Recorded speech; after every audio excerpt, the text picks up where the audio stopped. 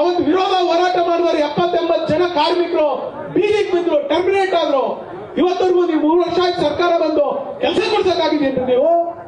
ಹೇಳಿ ಮುಖ್ಯಮಂತ್ರಿಗಳೇ, ನೀವು ಕೆಲಸ ಕೊಡ್ಸಿದ್ರ ಅವ್ರಿಗೆ? ಕೊಡ್ಸಿ. ಇವತ್ತು ಕಾಲ ಮಿಂಚಿಲ್ಲ, ನಿಮ್ಮನ್ನ ಗೌರವಿಸ್ತೀವಿ.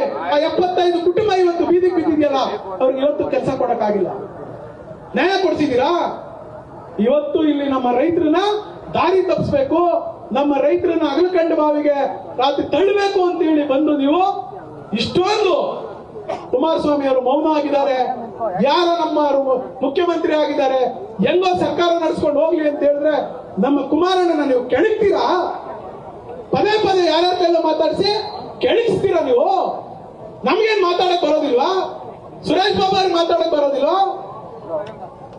ನಮ್ಮ ಎಮ್ಮೆಲ್ಲೆಗಳಿಗೆ ಮಾತಾಡಕ್ ಬರೋದಿಲ್ವಾ? ನಾವೆಲ್ಲ ಬಾಯಿಗೆ ಬೀಗ ಹಾಕೊಂಡ್ಬಿಡ್ತೀವಿ ಅಂತ ತಿಳ್ಕೊಂಡಿದ್ದೀರಾ? ಯಾರು ಬಾಯಿಗೆ ಬೀಗ ಹಾಕೊಂಡಿಲ್ಲ. ನೀವೇನಾದ್ರೂ ಇವತ್ತು ಬೈರ್ಮನದಲ್ಲಿ ಒಂದೇ ಒಂದು ಸಣ್ಣ ಅಹಿತಕರ ಘಟನೆ ನಡೆದಿದೆ, ಇಡೀ ರಾಜ್ಯದಲ್ಲಿ ನಮ್ಮ ಕಾರ್ಯಕರ್ತರು ಎತ್ತಿ ಕುಡಿತಿದ್ರು, ನೀವೆಲ್ಲೋದ್ರು ಗೆರವಾಗ್ತಿದ್ರು, ನೀವೆಲ್ಲೋದ್ರು ನಿಲ್ತಿದ್ರು. ಹುಷಾರ್, ನಮ್ಮನ್ನ ಕೆಣಕಕ್ ಬರ್ಬೇಡಿ. ನೀವು ಮಾಡ್ತಾ ಇರ್ತಕ್ಕಂಥ ನಿಮ್ಗೆ ಇವತ್ತು ಕೂಡ ಈ ವೇದಿಕೆ ಮುಖಾಂತರ ಮಾನ್ಯ ಮುಖ್ಯಮಂತ್ರಿಗಳೇ, ಈ ಭಾಗದ ಒಬ್ಬ ಮಾಜಿ ಶಾಸಕನಾಗಿ, ಒಬ್ಬ ಮುಖಂಡನಾಗಿ ನಿಮ್ಮನ್ನ ನಿವೇದನೆ ಮಾಡ್ತಾ ಇದ್ದೀನಿ. ಇವತ್ತು ಕಾಲ ಮಿಂಚಿಲ್ಲ. ನಿಮ್ಗೆ ಕೆಲಸ ಮಾಡಕ್ಕೆ ರಾಜ್ಯದಲ್ಲಿ 10 ಕೆಲಸ ಅವೆ, 100 ಕೆಲಸ ಅವೆ. ಒಳ್ಳೆ ಕೆಲಸ ನೀವು ಮಾಡಿ, ಒಳ್ಳೆ ಹೆಸರು ತಗೊಳ್ಳಿ, ನೀವೇನ್ ಬೇಕಾದ್ರೂ ಮಾಡಿ. ಆದ್ರೆ ಈ ಕೆಟ್ಟ ಕೆಲಸಕ್ಕೆ ಇವತ್ತೇ ನೀವು ಫುಲ್ ಸ್ಟಾಪ್ ಆಗಿ ಇವತ್ತೇ ಬಿಟ್ರೆ ನೀವು ಒಳ್ಳೆ ಮುಖ್ಯಮಂತ್ರಿಗಳಾಗ್ತೀರಿ.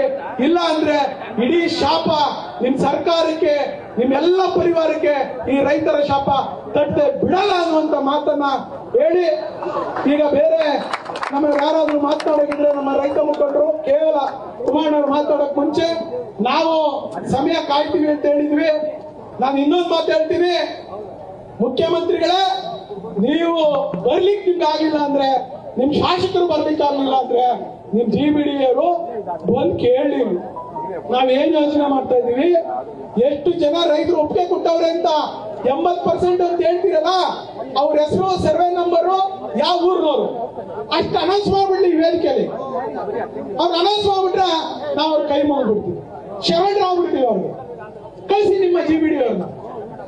ಪಾಪ GBD ಅಧ್ಯಕ್ಷನು ಬರಕ್ ರೆಡಿ ಇಲ್ಲ. GBD ಅವರು ಪಾಪ ಬರ್ಲಿ, ನಮ್ಗೆ ಏನು ತೊಂದರೆ ಇಲ್ಲ.